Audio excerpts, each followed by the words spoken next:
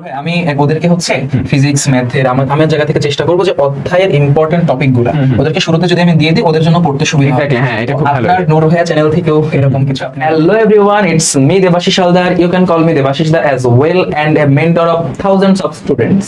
প্রথমেই বলে রাখি আজকে কেমিস্ট্রির বুক লিস্ট যদিও দেব, তবে আজকে আমাদের সাথে আছে একজন স্পেশাল গেস্ট, যে আসলে তোমাদেরকে যদি কেমিস্ট্রির বুক লিস্টটা দেয় এবং বলে যে কোন বই আসলে কেন পড়া উচিত, সেটা আমি মনে করি আমার থেকে আরো বেটার সাজেশন হবে তোমাদের জন্য।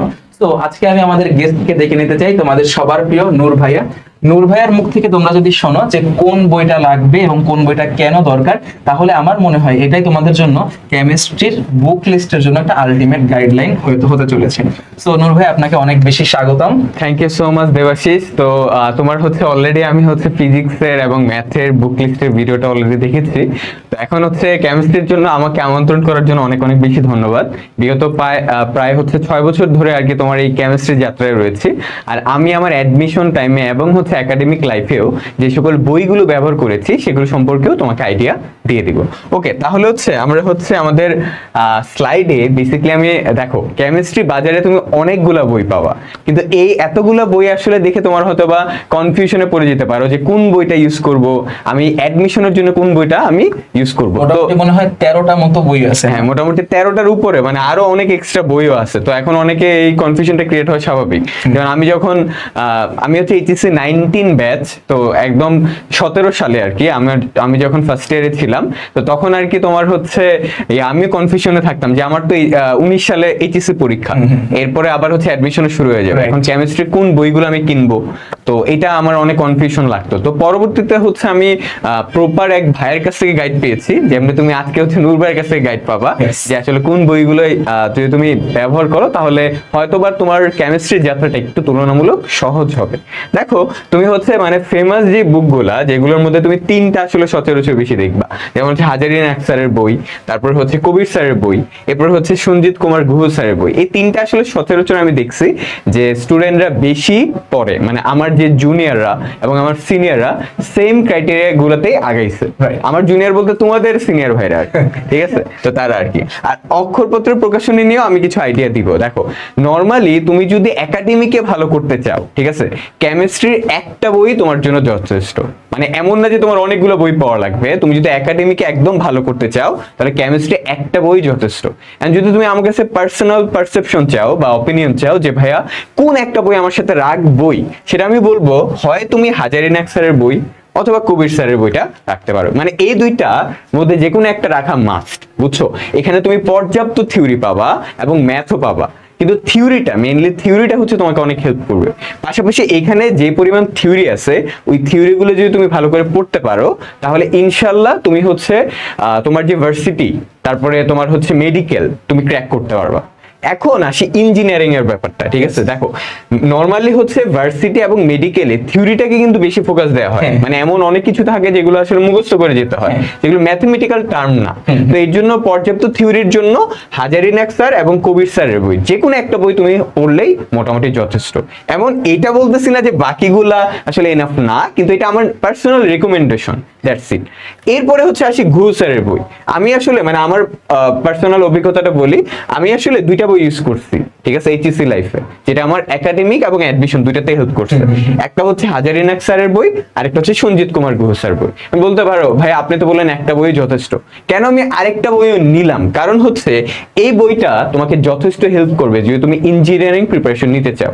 অর্থাৎ এই বইটাতে যথেষ্ট ম্যাথ আছে, তোমার হচ্ছে ইঞ্জিনিয়ারিং এ কাজে লাগবে এবং ঢাকা ইউনিভার্সিটি রিটেনও কাজে লাগবে। আর এমসিকিউ তো আছেই, বাট আমি রিটেনের জন্য বলতেছি। আমরা তো জানি নরমালি ইঞ্জিনিয়ারিং পরীক্ষাগুলোতে রিটেন থাকে ম্যাক্সিমাম গুলোতে। তো এর জন্য হচ্ছে আমি বলবো যে গুহ স্যারের বইটা তোমাকে অনেক হেল্প করবে। ওকে, আমার যতদূর মনে পড়তেছে যে আমাদের যে স্যার ছিলেন, আমিও তো বইটা পরীক্ষা দিছি, ইঞ্জিনিয়ারিং বলা চলে আর কি। তো সঞ্জিত কুমার গুহ স্যারের বই থেকে না অনেক কিছু যে পড়তাম তা না, তবে যে ম্যাথ যেগুলো আছে এক্সেপশনাল কিছু ম্যাথ ছিল, আমাদের স্যার ওটা দাগাই দিত যে এইটা করো এটা করো, এবং ওই জিনিসগুলো অনেক সময় চলেই আসতো, হুবহু চলে আসতো। আর আমি আপনার কাছে আরেকটা প্রশ্ন জিজ্ঞেস করতে চাই, এটা আমার তরফ থেকে, এটা স্ক্রিপ্টেড না, এটা আমার মাত্র মাথায় আসে, যে ইঞ্জিনিয়ারিং পড়তে গেলে যে হাজারিনাগ স্যারের পুরাতন একটা বই ছিল, নতুন এডিশনটা তো আছেই, এখান থেকে মেডিকেল ইঞ্জিনিয়ারিং সব জায়গায় কোশ্চেন আসে, বাট পুরাতন যে বইটা ছিল ওইখানে নাকি ওই যে অনেকগুলো অধ্যায় জৈব যৌগের জন্য যে অনেকগুলো ওইটাকে তো কম্প্রেস করে আনছে। মানে আগে হচ্ছে তোমার দেখো, তুমি হয়তো দেখবা যে ফার্স্ট পেপারে 5টা অধ্যায়, সেকেন্ড পেপারে 5টা অধ্যায়, আগের বইগুলোতে এটা ছিল না, আগের বইতে অনেকগুলো অধ্যায় ছিল চ্যাপ্টার চ্যাপ্টার চ্যাপ্টার করে, তো এইগুলোকে কম্প্রেস করে 5টা অধ্যায় বানাইছে। আলটিমেটলি কিন্তু অধ্যায় অনেকগুলাই, এগুলোরে জাস্ট কম্প্রেস করে। আমি জানতে চাচ্ছি যে যারা ইঞ্জিনিয়ারিং প্রিপারেশন নেবে, মেডিকেলের জন্য তো জাস্ট ছাড়া মুখস্থ করলেই হচ্ছে, যারা ইঞ্জিনিয়ারিং প্রিপারেশন নেবে তাদের জন্য কি আসলে সেই পুরাতন বইটা আমাদের দরকার আছে কিনা? আসলে হ্যাঁ, পুরাতন বইটা দরকার আছে, কিন্তু ওখানেও যেমন ম্যাথ আছে ভালো, কিন্তু ওই পুরাতন বইটা আসলে আমি যেটা পার্সোনালি সাজেস্ট করবো, এটা যদি তুমি কেউ নাও, ওইটা নিলে আসলে তোমার ভার্সিটি মেডিকেল তো হবে, ইঞ্জিনিয়ারিংও অনেকটা কভার হবে, কিন্তু স্পেসিফিকলি ম্যাথের জন্য আমি বলবো সঞ্জিত কুমার ঘোষ স্যার, ওখানেও ম্যাথ পর্যাপ্ত আছে, কিন্তু একটু বেশি ম্যাথ, মানে অনেকের মন চায় না যে কেমিস্ট্রিতে একটু বেশি ম্যাথ সলভ করি আমরা। তুমি যখন মানে পড়তে যাবা তখন দেখবা গুণগত রসায়ন, রাসায়নিক পরিবর্তন, এই দুইটা অধ্যায়ে প্রচুর ম্যাথ প্র্যাকটিস করতে হয়। তো এর জন্য হচ্ছে আমি বলবো যে ঘোষ স্যারের বইটা অনেক এনাফ তোমার জন্য, ঠিক আছে? তো তুমি হচ্ছে যদি তোমার লাইনটা ইঞ্জিনিয়ারিং এ করতে চাও, তাহলে আমি আগে থেকেই বলবো যে তুমি হচ্ছে এই দুইটা বইয়ের থেকে যে কোনো একটা বই নিবা, এবং তার সাথে ঘোষ স্যারের বই। এখন আসি পরেরটাতে, অক্ষরপত্র প্রকাশনী। এটা আসলে অনেকের জন্য হয়তো বা অনেক নতুন, অথবা অনেক বড় ভাইরা দেখবো সাজেস্ট করতেছে। এই বইটা আসলে, এই বইয়ের যে লাইনগুলা, থিওরিগুলা খুব সহজ ভাষায় লেখা, মানে এত সহজ ভাষায় লেখা যেটা পড়লে আসলে তৃপ্তি পাওয়া যায়, মানে খুব সহজে বোঝা যায়। এর মানে এই না যে বাকিগুলো বোঝায় না, কিন্তু আমি তুলনামূলক বা কম্পারিজন যখন ক্রিয়েট করতেছি তখন বলতেছি যে হচ্ছে অক্ষরপত্রটা তুলনামূলক। যখন তুমি রিডিং পড়তে যাবা বা কোনো বড় ভাইয়ের কাছ থেকে এই বইটা ধার নিয়ে পড়তে যাবা, দেখবে যে তোমার জিনিসগুলো বুঝতে একটু সহজ লাগতেছে, যেটা আবার হাজারিনাগ স্যারের বইতে হয়তোবা তোমার বুঝতে একটু টাফ হইতে পারে, কারণ হাজারিনাগ স্যারের বইটা টু বি অনেস্ট একটু অগোছালো, একটু মানে অত বেশি না, একটু অগোছালো। এটার তুলনায় আবার কবির স্যারের বইটা অনেক গোছালো। আবার যদি একদম ইজিলি বুঝতে চাও, এর জন্য হচ্ছে অক্ষরপত্র প্রকাশনের যে কেমিস্ট্রি বইটা ফার্স্ট পেপার সেকেন্ড পেপার, ওইটা অনেক যথেষ্ট। তো এই জিনিসগুলো না আসলে একটু কমপ্লিকেটেড, যে কোন বইটা থেকে কোন বইটা সেরা। আসলে না কোনো বই 100% সেরা না। তুমি মোটামুটি বলতে পারো প্রত্যেকটা বই 80% সেরা। ওই যে বাকি 15% না, সেটা হয়তো অন্য কোনো বইতে আছে, আবার অন্য বইতে যে এক্সট্রা 15% আসে সেই বইতে হয়তো অন্য কোনো 15% নেই। তো এই জন্য হচ্ছে তোমাদেরকে না কোনো একটা স্বয়ং সম্পূর্ণ বইয়ের নাম বলাটা খুবই টাফ।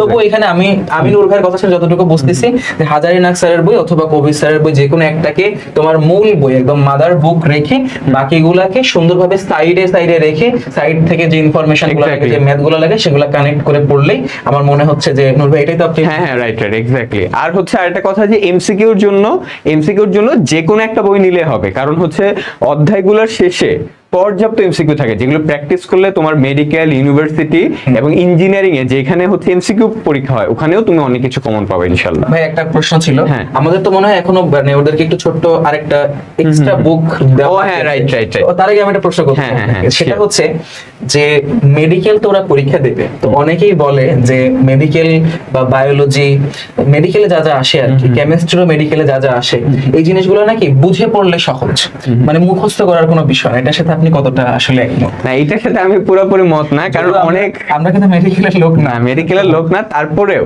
মানে আমার তো অনেকে মেডিকেল ফ্রেন্ড আছে, মানে যারা হচ্ছে অলরেডি ডিএমসি থেকে গ্রাজুয়েশন করবে সামনে, তো তাদের ভাষ্যমতে আর কি, যেটা আমি জানি যে বোঝা ব্যাপারটা আছে, বোঝা ব্যাপারটা অনেক আছে, কিন্তু মুখস্থ টাইপ জিনিসও আছে। মুখস্থ টাইপ জিনিস মানে কি, মানে মেডিকেল এমন না কিন্তু ঠাডা মুখস্থ, ঠিক আছে, কারণ অনেক কিছু আছে কিন্তু বোঝার জিনিস। তো বোঝার জিনিসের পাশাপাশি মানে শুধু বুঝতেই হবে ব্যাপারটা এরকম না, এছাড়াও তোমার কাঙ্ক্ষিত অনেক ইনফরমেশন থাকে যেগুলো আসলে মুখস্থ রাখতে হয়, মানে মুখস্থ করার মেন্টালিটি তোমাকে নিয়ে আসতে। এক্স্যাক্টলি, মানে শুধুমাত্র আমি যদি বলি বইয়েতে পরীক্ষা দিতে গেলে যে পরিমাণ কম মুখস্থ করার মেন্টালিটি লাগে, তোমাকে মেডিকেলে পরীক্ষা দিতে গেলে ঠিক সেই পরিমাণ বেশি মুখস্থ করার মেন্টালিটি মেন্টালিটি নিয়ে আসতে হবে। এক্স্যাক্টলি, এটা আমি একদম বলেই দিলাম। তুমি যদি আমাদের কথাগুলো না বোঝো, তুমি দরকার হলে ভিডিওটা আরেকবার টেনে একটু দেখো। এই কথাগুলো তুমি এখন যদি বুঝে ফেলো, তোমার আগামী পথ চলাটা অনেক অনেক ভালো হবে, অনেক সুফলে তুমি যেতে পারবে। রাইট। আর আরেকটা জিনিস যেটা শেয়ার করতে চাচ্ছি সেটা হচ্ছে যে ধরো তুমি হচ্ছে এইচএসসি 27 এখন ধরো, তো এখন তোমার আগে থেকেই যে তুমি একটা ট্র্যাক সেট করে রাখছো, ওইটাই যে পরবর্তীতে চেঞ্জ হবে না এটার কোনো গ্যারান্টি নেই। এমন হইতে পারে যে ধরো হচ্ছে তুমি মেডিকেলের এখন থেকে আগে থেকে সেট আপ হয়ে আসছো, তো হয়তোবা সেকেন্ড ইয়ারে যে তোমার হয়তোবা মেন্টালিটি চেঞ্জ হইতে পারে যে তুমি পরবর্তীতে অন্য ট্র্যাকে যাবা। তো সেই ক্ষেত্রেও তুমি দেখবে তোমার বইগুলা যেটাই হোক, বই এমন না যে পরিবর্তন করতে হবে, ওই বইটাই তুমি পড়বা, আর এক্সট্রা কিছু বই হয়তোবা লাগবে ওইগুলো পড়ে নিবা, তাহলে তোমার ইনশাল্লাহ তুমি তোমার ট্র্যাকে পৌঁছে যাবা। ওকে, আচ্ছা এই বইগুলো বাদে, ঠিক আছে, মানে এই বইগুলো বাদে না, বেসিক্যালি এই বইগুলোর প্যারালালি, ঠিক আছে, মানে সমান্তরালে আমাদের আরো কিছু এক্সট্রা বই লাগবে, যেটা আমি তোমাকে বলবো ফার্স্ট ইয়ার থেকে রেকমেন্ড করতে। এবং এমন না যে হচ্ছে তুমি ফার্স্ট ইয়ারে পড়ে সেকেন্ড ইয়ারে আর পড়বা না, এটা তোমাকে ধারাবাহিকতা বজায় রাখতে হবে। তো এটার সাথে তুমি নিবা হচ্ছে রয়্যালের সহায়ক বইটা। এখানে আছে হচ্ছে তুমি বিগত যে বছরগুলা, এই বছরগুলাতে কেমিস্ট্রিতে বোর্ডে যে সকল কোশ্চেন আসছে সিকিউ এমসিকিউ এটা পাবা, পাশাপাশি কোন কোশ্চেনটা কতবার আসছে, মানে সব কিছু এখানে দেয়া আছে, গোছায় দেয়া আছে। তো এটা আসলে তোমাকে অনেক হেল্প করবে রয়্যাল। আপনি যে রয়্যালের বই বলতেছেন, আপনাকে কি রয়্যাল থেকে কোনো পেমেন্ট? না ওর জন্য না, আমি পার্সোনাল রিকমেন্ডেশন, আমি যখন স্টুডেন্টদেরকে পড়াইতাম এবং পড়াই তখন আমি হচ্ছে এটা রেকমেন্ড করি। আমাকে আসলে রয়্যাল কখনো কোনো পেমেন্ট দেয় নাই বা কিছু করে নাই। ওকে, তো মানে এটা হচ্ছে তোমার কেউ মানে পেইড না, এটা মেইনলি হচ্ছে পেইড প্রমোশন না। আচ্ছা, এরপরে হচ্ছে দেখো রয়্যালের বইটাতে হচ্ছে বোর্ডের কোশ্চেন গুলো, মানে হচ্ছে তুমি একটা বইয়ের থিওরি পড়ার পরে তোমার তো কোশ্চেন সলভ করতে হবে, তুমি বইয়ের এমসিকিউ সলভ করলা এবং কিছু ম্যাথমেটিক্যাল সলভ করবা, এর সাথেও তো তোমার দরকার আছে যে বোর্ডে কি কি টাইপের কোশ্চেন আসছে, ওটা সলভ করার জন্য তোমার হচ্ছে রয়্যাল সহায়ক বইটা অনেক হেল্প করবে। রয়্যাল সহায়কটা আমি যতদূর ফিজিক্স এর ক্ষেত্রে জানি যে মোটামুটি একটা বোর্ড অ্যানালাইসিস করতে ওর যা যা লাগবে ওকে হাতের সামনেই দিয়ে দেয়, রাইট, সব আছে। অন্যান্য গাইডও পড়তে পারে, বাট সেই ক্ষেত্রে ওর হয়তো নিজের অ্যানালাইসিসের জায়গাটা অনেক বেশি থাকবে, বাট এই ক্ষেত্রে ওকে অনেকটাই অ্যানালাইসিস করে দেওয়া হয়। এক্স্যাক্টলি, মানে এটা রেডিমেড আর কি, রেডিমেড প্রোডাক্ট একটা। এর সাথে হচ্ছে তুমি যে কোনো একটা অ্যাডমিশন কোশ্চেন ব্যাংক রাখবা, অ্যাডমিশন কোশ্চেন ব্যাংক যেখানে হচ্ছে কেমিস্ট্রিতে বিগত বছরগুলোতে তোমার টার্গেট যদি মেডিকেল হয় তুমি মেডিকেলের কোশ্চেনগুলো দেখলা, তোমার টার্গেট যদি ভার্সিটি হয় তুমি ভার্সিটি কোশ্চেনগুলো দেখলা, ইঞ্জিনিয়ারিং হলে ইঞ্জিনিয়ারিং দেবা। মানে আগে থেকে যদি আইডিয়াটা থাকে তাহলে তোমার পরবর্তীতে প্যারা হবে না। মানে আগে থেকে আইডিয়া থাকা মানে কি, তুমি হচ্ছে যখন তোমার এইচএসসিটা শেষ হবে তোমার কনফিডেন্স লেভেলটা আরো বেড়ে যাবে, বুঝছো? তো এর কারণে আমি বলবো যে কোশ্চেন ব্যাংকটা তুমি সাথে রাখবা, তোমার একটা চ্যাপ্টার শেষ হলে তুমি বোর্ডের সিকিউএমসি কিন্তু দেখতেছো, সাথে কোশ্চেন ব্যাংকটাও দেখে ফেলবা, দেখবে তোমার কাছে অনেক ইজি লাগতেছে এবং তোমার আইডিয়াটাও হয়ে যাচ্ছে। তাহলে এই ছিল, অর্থাৎ মানে সব প্রথমে বই পড়লাম, গাইড থেকে ভালোভাবে এইচএসসি এর জন্য প্রিপারেশন নিলাম, আর এইটা একটা টাচে রাখলাম। এক্স্যাক্টলি, হ্যাঁ। বাট এটাকে কি এখনই একদম শুরুতে অনেক বেশি ফোকাসে নেওয়া না, অনেক বেশি ফোকাসে নেওয়ার দরকার নেই, মানে একদমই যে ফোকাস ব্যাপারটা এরকম না, কারণ তুমি সময় পাবা না, কারণ হচ্ছে টাইমের একটা ব্যাপার আছে। তুমি জানো হয়তো এইচএসসি তে টাইম অনেক কম পাওয়া যায়, দেখবা আজকে পড়তেছো, হ্যাঁ 18 মাস, তো আজকে পড়তেছো কালকে আবার পরীক্ষা, তারপর আবার তোমার হচ্ছে দেখবা যে আরেকটা পরীক্ষার নোটিশ দিয়ে দিল, মানে পরীক্ষা চলতেই থাকে, পড়ার সময়টা একটু কম পাওয়া যায়। তো এই জন্য আমি বলতে যাচ্ছি যে তুমি হচ্ছে এটাকে টাচে রাখবা। টাচে বলতে টাচে রাখলে কি হবে, তুমি যখন অ্যাডমিশন ফেজটাতে যাবা বা অ্যাডমিশন সিজনটাতে যাবা তখন তোমার একটু কনফিডেন্স লেভেলটা বেশি থাকবে অন্যান্যদের তুলনায়, যারা হচ্ছে কোশ্চেন ব্যাংকটা ফলো করতেছে না, করবে না, কারণ হচ্ছে তুমি আগে থেকে আইডিয়া পেয়ে যাচ্ছ কি কি টাইপের কোশ্চেন আসছে, সিম্পল। ঠিক আছে, তাহলে নূর ভাইয়ের পক্ষ থেকে এতটুকুই সাজেশন ছিল, মানে এই বইগুলোই যদি তুমি হচ্ছে পড়ো ইনশাল্লাহ হচ্ছে, মানে বই পড়তে হবে, মেইনলি হচ্ছে পড়তে হবে, বইয়ের সাজেশন তো দিলাম, এখন তুমি যদি বই কিনে বই সাজায় রাখো তাহলে তো আর কোনো লাভ নেই। ভাই আমি ওদেরকে হচ্ছে ফিজিক্স ম্যাথের আমার জায়গা থেকে চেষ্টা করব যে অধ্যায়ের ইম্পর্টেন্ট টপিকগুলো ওদেরকে শুরুতে যদি আমি দিয়ে দিই ওদের জন্য পড়তে সুবিধা হবে। এক্স্যাক্টলি, হ্যাঁ, এটা খুব ভালো। আপনার নূর ভাইয়া চ্যানেল থেকেও এরকম কিছু আপনি ওদের, হ্যাঁ হ্যাঁ অবশ্যই, মানে কেমিস্ট্রি নিয়ে যে সকল টপ অধ্যায়গুলো রয়েছে, কোন অধ্যায়গুলো একটু বেশি ফোকাস দেওয়া উচিত, কোন অধ্যায় থেকে পড়াশোনাটা স্টার্ট করা উচিত, এটা নিয়ে ইনশাআল্লাহ হচ্ছে নূর ভাইয়ের চ্যানেল থেকে ইনশাআল্লাহ একটা ভিডিও আসবে। কেমিস্ট্রি ম্যাথে কিন্তু ঝামেলা আছে, মানে একদম অধ্যায় যেভাবে আছে ওইভাবে পড়লে হয় না। হ্যাঁ হ্যাঁ রাইট, মানে একটা থেকে শুরু করতে হয় তারপর আরেকটা যেতে হয়, না হলে তুমি বুঝবা না, মানে একটা স্টেপ বাই স্টেপ ফলো করতে হয়, না হলে হচ্ছে বোঝাটা একটু ডিফিকাল্ট হয়ে যায় যে ভাই কোথা থেকে শুরু করবে কোনটা পড়বো। ওকে, সো তোমাদের সবাইকে এতক্ষণ ধৈর্য ধরে দেখার জন্য অনেক ধন্যবাদ। তোমরা একটু শুরু থেকে আমরা যে কথাগুলো বলি সেই কথাগুলো একটু মেনে চলার চেষ্টা করো, দেখবা আসলে তাহলে পরবর্তী স্টেজে গিয়ে আমরা যে প্রবলেম প্রবলেমগুলো ফেস করেছিলাম তোমরা ওই প্রবলেমগুলো ফেস করতে হবে না। জাস্ট শুরু থেকে যেভাবে বলি একটু মেনে চলার চেষ্টা করো। একটা ভিডিও কতক্ষণেরই হয়, 10 মিনিট বা 15 মিনিট। তুমি যদি 10-15 মিনিট খরচ করে তোমার আগামী 1.5 বছরের পথ চলাটা সুফলে নিতে পারো, ভালো করতে পারো, তাহলে কেন 10-15 মিনিট তুমি খরচ করবে না? Exactly. আমার মনে হয় 10-15 মিনিট খরচ করাটা এটা তোমার নিজের ইনভেস্টমেন্ট, তুমি নিজেকে ডেভেলপ করার জন্য ইনভেস্ট করতেছো। সো একটু আমাদের কথাগুলো শুনো, যেহেতু আমরা কখনোই এমন কথা বলি না, আমাদের কোনো কোর্সও কিন্তু এখন রানিং নেই, right. তো আমাদের কথা একদম নিউট্রাল থাকবে, একদম নিউট্রাল, যে আমরা যেটা ফেস করে আইছি আমরা ওইটাই তোমাকে বলবো। Exactly. নূর ভাইও তরফ থেকে আমি এটা গ্যারান্টি দিয়ে দিচ্ছি, ও এটাই বলবে যে যেটা সত্য ওইটাই। Exactly. তো সেই ক্ষেত্রে তোমরা একটু এই গাইডলাইনগুলো ফলো করলে আমার মনে হয় আলহামদুলিল্লাহ কোনো সমস্যা হবে না। ইনশাআল্লাহ। ঠিক আছে, তো তোমাদের সাথে দেখা হবে পরবর্তী ভিডিওতে। আমাদের জন্য দোয়া রাখিও এবং তোমাদের সকলের জন্য অনেক অনেক অনেক দোয়া রইলো। Wishing you a very very very good lakh.